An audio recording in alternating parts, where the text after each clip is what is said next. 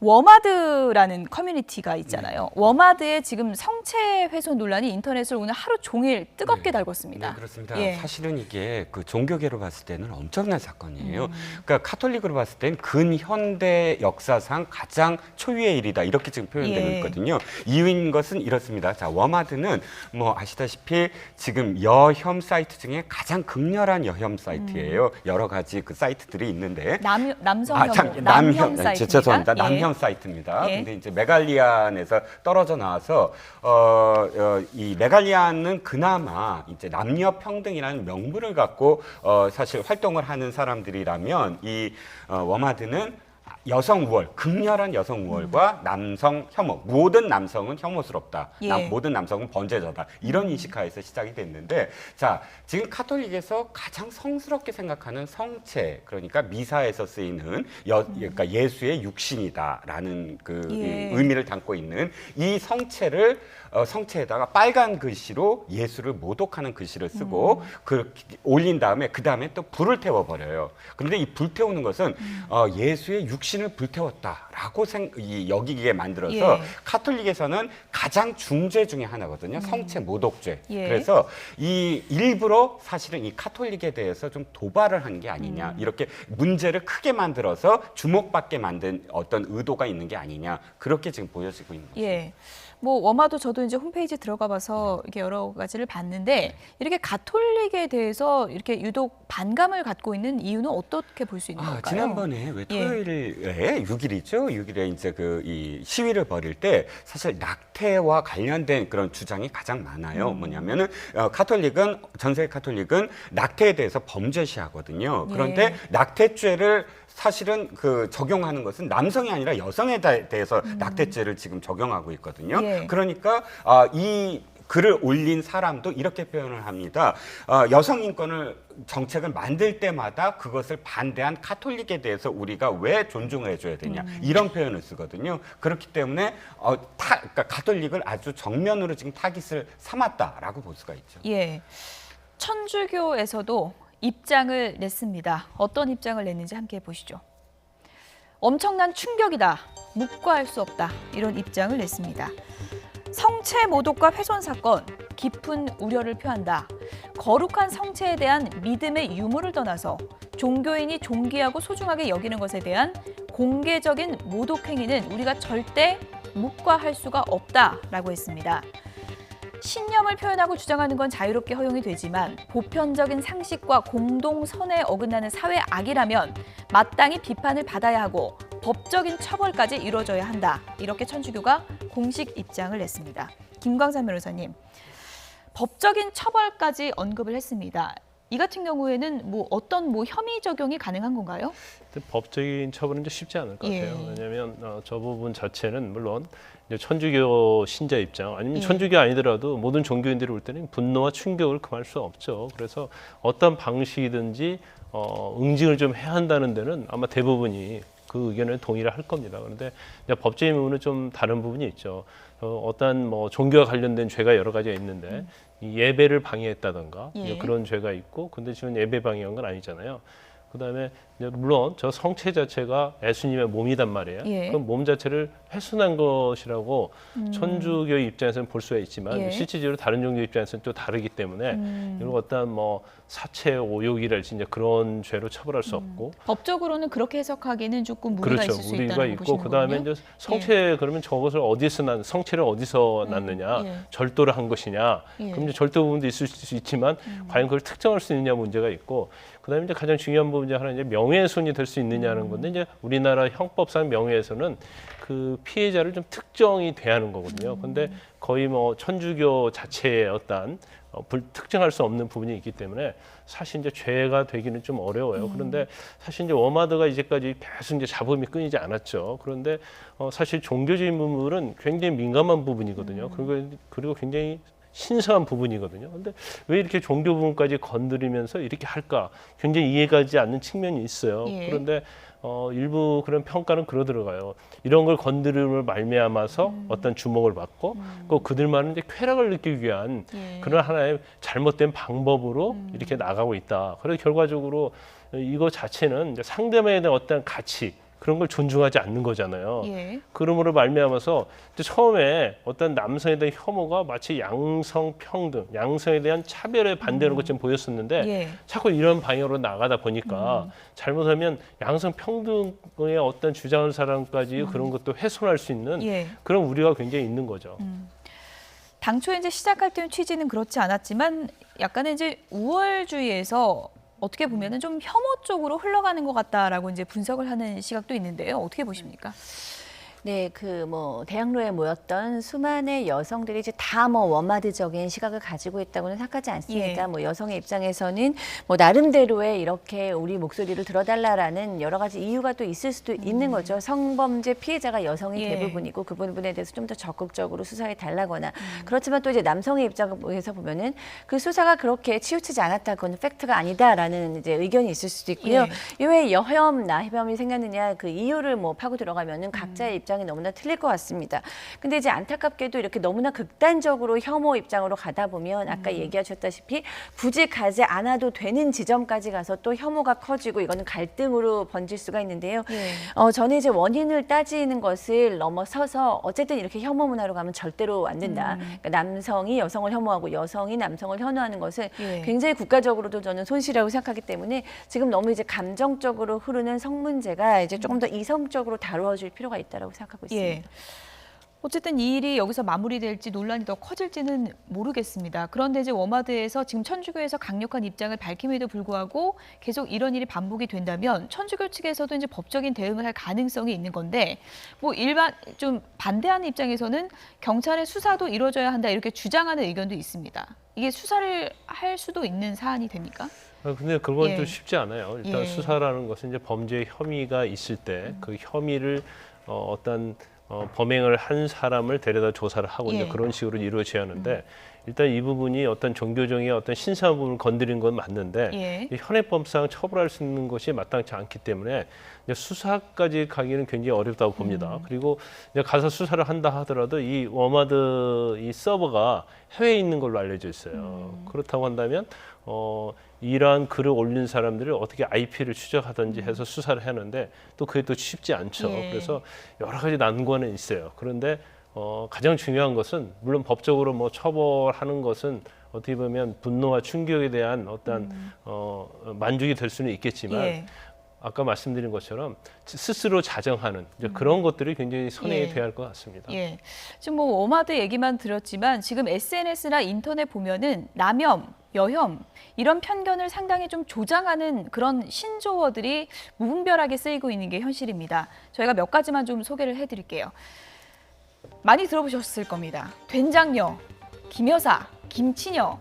이거 자체가 이제 여성이 뭐 낭비 심하고 운전도 잘 못하고 이기적이다 이런 고정관념을 잘못된 편견을 심어주는 표현들이 그냥 막 댓글에도 엄청 쓰이고 있고요. 이런 단어죠. 한남충, 개저씨, 애비충, 뭐 남성은 바람둥이고 성미도 고약하고 혐오스럽다. 또 이런 편견을 심어주는 표현도 SNS에 그냥 막 쓰이고 있거든요. 이런 게 그냥 아무 생각 없이 쓴다고는 하지만 편견을 더 조장하는 거 아닙니까? 네, 그렇습니다. 이제 사실 한남충이라는 그러니까 남성 혐오의 용어보다 사실은 된장녀라든지 이런 그 글들은 저도 언론인이다마는 언론에서 아주 손쉽게 썼어요. 그렇죠. 제목도 아주 예. 많이 나오고 거기에 대해서 사실은 반감을 가지기 시작한 여성들이 굉장히 많았거든요. 왜 여성들만 그렇게 표현이 되느냐. 예. 그리고 언론들에서도 그렇게 쉽게 제목에 달 수 있느냐. 그러면서 만들어진 말들, 그러니까 미러링이라고 하죠. 예. 똑같이 대해주겠다 해서 이렇게 만들어진 건데 예. 이런 언어들이 이제 없어져야 되겠죠. 그렇죠. 혐오스러운 어떤 언어들은. 예, 이게 단순히 왜 남혐, 여혐, 요즘에 이런 단어들이 늘고 있는가 이 부분도 좀 짚어봐야 될 것 같은데 왜 그런 걸까요? 글쎄요, 이제 그 왜 그런지에 대한 저는 목소리를 좀 많이 들을 필요가 있다라고 봅니다. 예. 그 왜 그런지를 누가 한마디나 두 마디로 정리할 수는 없을 것 그렇죠. 같아요. 각자가 예. 다 이 입장이 있고 다소 온건한 입장이 있고 아주 그 진보적이고 아주 예. 극단적인 입장이 있는데 예. 어쨌든 개개인의 입장이 있겠지만은 여성이 봤을 때는 우리는 여태까지 피해자다. 그러고 이제는 반격을 하겠다라는 마음이 많은 것 같고요. 예. 남성 입장에서 봤을 때는 또 도저히 이제 용납할 수 없는 이거는 합리적인 주장이 아니다라고 생각하고 있기 때문에 왜 이런 주장을 하는지 지금 현상은 굉장히 심각하고 사실은 듣기에 거북한 일들이 많은데 우리가 왜 이런 목소리를 냈는지에 대해서는 성찰한 적이 있는가라는 좀 질문이 들고요. 왜 이들이 이런 목소리를 남성, 여성, 혐오 양쪽 다 마찬가지입니다. 일단은 좀 공론화시켜서 왜 이렇게까지 서로가 서로를 혐오하는지에 대해서 저는 좀 이렇게 공개적으로 좀 의논할 필요가 있다는 생각을 가지고 있습니다. 예. 물론 뭐 혐오 단어들을 쓰는 거는 나쁘겠지만 이런 단어들이 왜 늘어났는지 근본적으로는 좀 제대로 들여다볼 필요도 있는 것 같습니다. 박상희 전문가님은 여기서 인사드리겠습니다. 고맙습니다. 네, 정치권 소식으로 넘어가 보겠습니다. 한국당이 둥지를 바꿨습니다. 주제어 보시죠.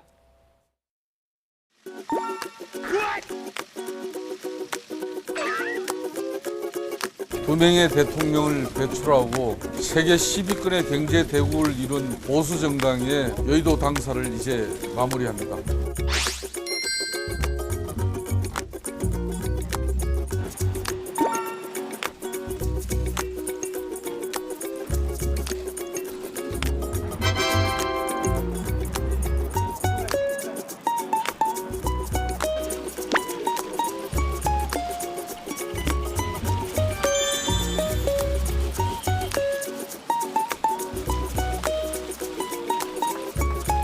잘못된 인식과 사고들 전부 다 여의도 당사에 다 버려두고 여기서는 오로지 국민들의 삶만 생각하는 그런 진정한 서민정당으로 다시 태어나겠습니다.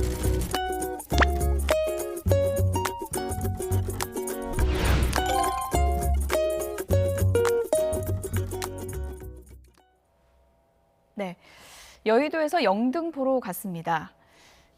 둥지를 바꾸면 당도 좀 바뀌는 겁니까? 뭐 그렇게 볼 수 없을 것 같아요. 그래서 아까 이제 김승태 원내대표도 얘기했는데 별로 이렇게 뭐 진정성에 영혼이 있는 말처럼 듣기지는 않습니다. 그렇지만 자유한국당 입장에서는 이제 11년간 여의도 당사에서 역사를 이루었잖아요. 두 명의 대통령이나 배출을 했기 때문에 그렇죠. 아 그것이 명당이라고 했는데 근데 결과적으로 보면 명당이 아니에요. 왜냐하면 두 분 다 감옥에 가 계시기 때문에 오히려 거기는 명당이 아니기 때문에 오히려 당사를 옮기는 게 또 더 좋을지도 모르겠다. 풍수지리적으로 보면 그런 생각을 해봅니다. 하지만 지금 자유한국당에 처한 현실은 굉장히 냉혹한 거죠. 왜냐하면 지난 20대 총선 때 너무 자만을 해서 일단 의석수가 팍 줄었어요. 그리고 또 많은 당원들이 떠나가면서 이제 당비를 납부하지 않고 있고 그래서 여의도 당사에서는 5계층 한 1억 정도 매달 임대를 냈었는데 여의도 당사 좀 싸죠. 그래서 2계층 그래서 월 2천만 원 정도 내는데 여의도 당사는 의미가 굉장히 크거든요. 그러니까 상징적 의미도 있고 그렇죠. 그다음에 국회의사당하고 거리가 굉장히 가깝잖아요. 그런데 영등포로 가면 상당히 왔다 갔다 하기가 좀 불편한 점이 좀 있을 수 있어요. 그래서 저 지금 옮긴 자체가 그전에 우리가 뭐 가장 그 당사 옮기는 것은 박근혜 전 대통령이 2004년도에 이제 천막 당사를 생각하잖아요. 그런데 그때하고 지금은 전혀 의미가 좀 다르다는 생각이 돼요. 예. 말씀하신 것처럼 천막 당사 때 떠올리는 분들이 상당히 많은데 지금 뭐 현판만 옮겨 달았다고 당이 달라지는 게 아니니까 여기 이제 영등포 당사로 이전하고 지금 리더를 새로 뽑아야 되잖아요. 그게 그렇습니다. 핵심이겠죠. 네, 그렇습니다. 사실은 내용이죠. 그렇죠. 그 당사를 옮기는 것은 홍준표 대표가 또 이것은 이미 1월 달부터 계획돼 있었다 이렇게 얘기를 하거든요. 어차피 지금 선거를 2번의 선거를 졌습니다. 그러면 돌아오는 어떤 국고보조금이 적기 때문에 이 사무실을 줄일 수밖에 없었다. 중요한 건 앞으로 어떻게 할 것이냐. 그게 중요하겠죠. 한국당이 여의도를 떠난 오늘 홍준표 전 대표는 한국을 떠났습니다. 함께 보시죠.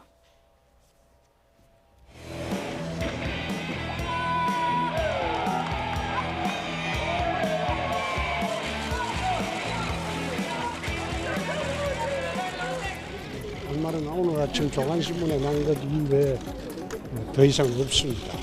쉬었다고 그랬습니다. 추석 전에 돌아오신다고 조간신문에 나왔는데요. 추석 전에 제사는 지내야 됩니다.